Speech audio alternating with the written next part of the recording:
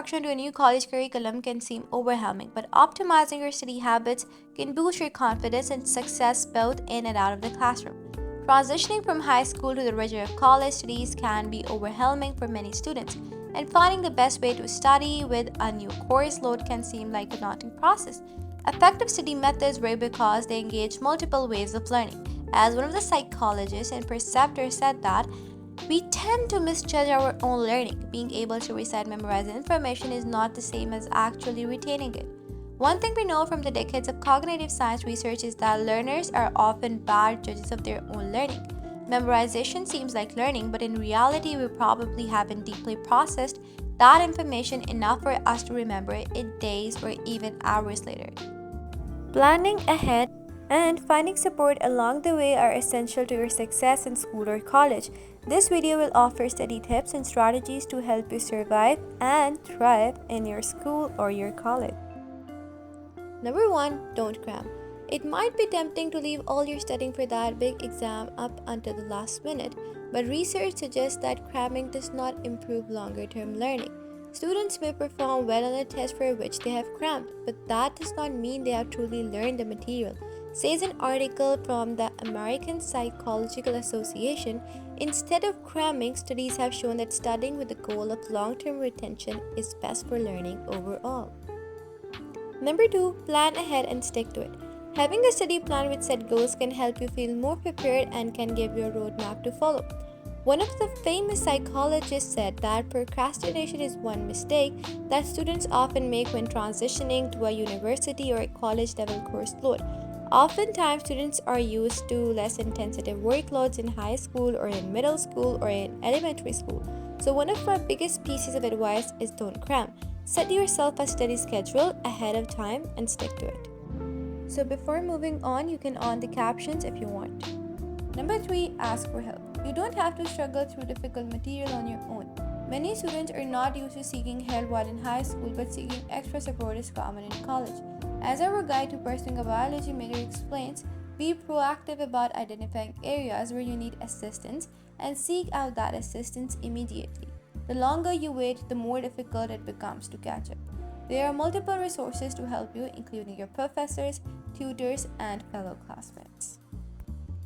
Number 4 thing is to use the buddy system. Your fellow students are likely going through the same struggles that you are. Reach out to classmates and form a study group to go over material together, brainstorm, and support each other through challenges. Having other people to study with means you can explain the material to one another, quiz each other, and build a network you can rely on throughout the rest of the class and beyond. Number 5, find your learning style. It might take a bit of time and trial and error to figure out what study methods work best for you. There are a variety of ways to test your knowledge beyond simply reviewing your notes or flashcards. I recommend you to try different strategies through the process of metacognition. Metacognition involves thinking about your own cognitive processes and can help you figure out what study methods are most effective for you. I suggest you to practice these following steps.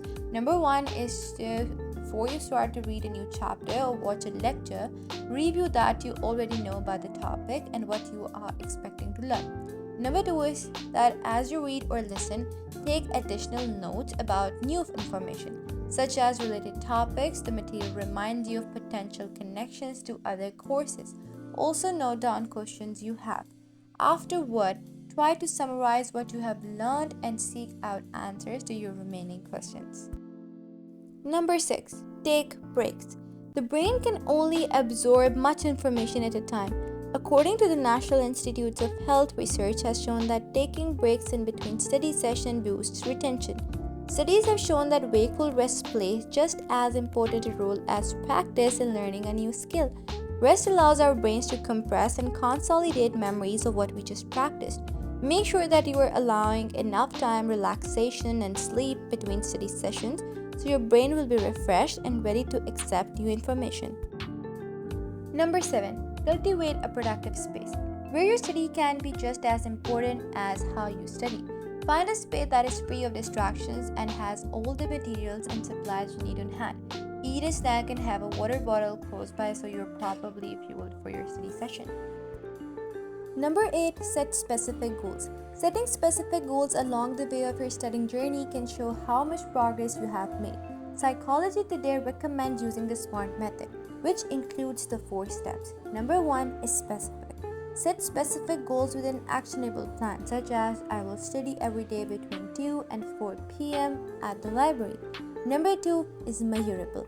Plan to study a certain number of hours or raise your exam score by a certain percent to give you a measurable benchmark. Number 3, realistic. It is important that your goals be realistic so you don't get discouraged. For example, if you are currently studying 2 hours per week, increase the time you spend to 3 or 4 weeks rather than 10. Number 4, time specific. Keep your goals consistent with your academic calendar and your other responsibilities. Using a handful of these study tips can ensure that you are getting the most out of the material in your classes and help set you up for the success for the rest of your academic career and beyond.